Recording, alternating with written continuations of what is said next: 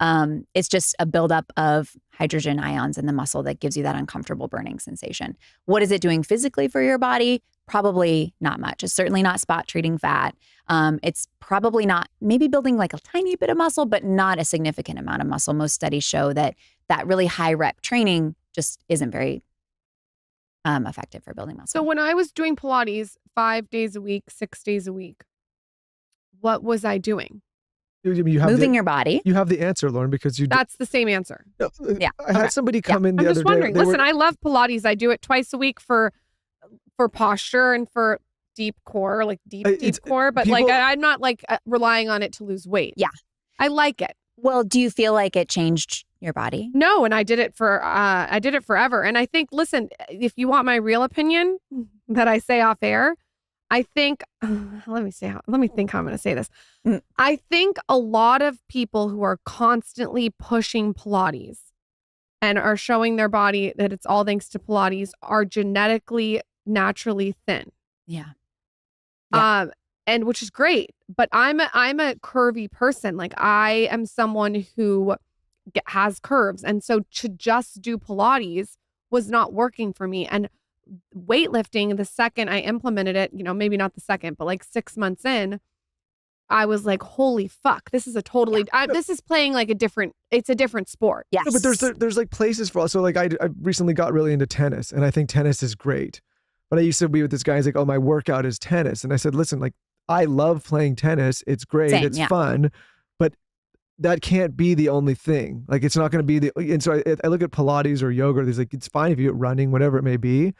But if you think that that's going to get you all of the body composition results you're looking for, like that, it's like me saying tennis is going to get me big muscles. It's not realistic. Right. So I love that you guys are like, we're not saying it's bad. We do it sometimes. Right. I love that. I think it's important for people to be educated about what it is or isn't doing it for your body. There are outliers to all of this, right? When we look at the literature, we're looking at averages, but there are outliers. There are people who can do Pilates and they can get away with it and they can build muscle from doing Pilates, but they're the outliers. They're more of the exception rather than the rule. And also, like you said, I think a lot of times Pilates people tend to be a little leaner. We're also not looking at what they're eating, which is a huge impact to what your body looks like physically. So I think that was important to note. Sorry. Well, the nerds okay, I'll give you a weird example.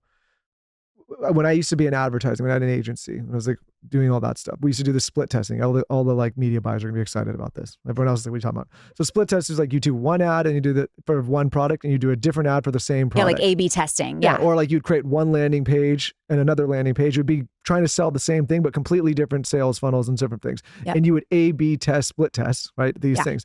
And in your life, you now have a split test. You had one period of time where you just did those kind of workouts and ate mostly plant-based. And now you have a new type of life where you do this kind of workout and eat mostly carnivore. And you can compare both the two without having to comment. And all you have to do is just go and see the results you're getting to understand the difference. Yeah.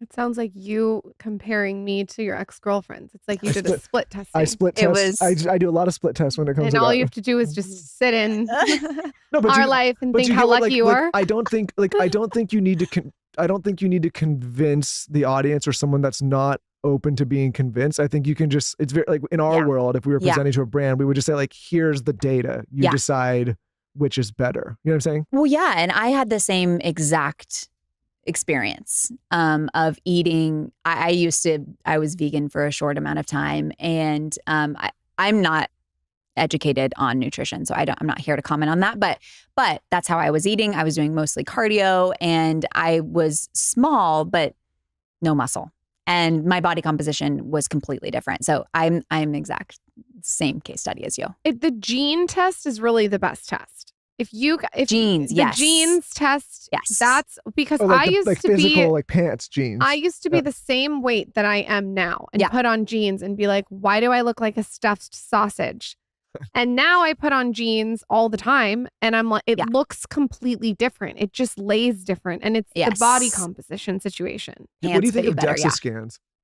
I just got one. I just finished breastfeeding, so I got one, and I'm a fan of DEXA scans. I think it's a really good place for you to kind of objectively see your body composition and see how much fat mass to muscle mass you have. There's a company, Body Spec. They are out of Austin, and I think they're like $40 to go and get one. I want you to get in the details with, there's 3 people who are listening. There's someone who's beginner, intermediate, and advanced. Yes. With weightlifting. Love this. Okay. So what are you sort of prescribing for each layer? Yes.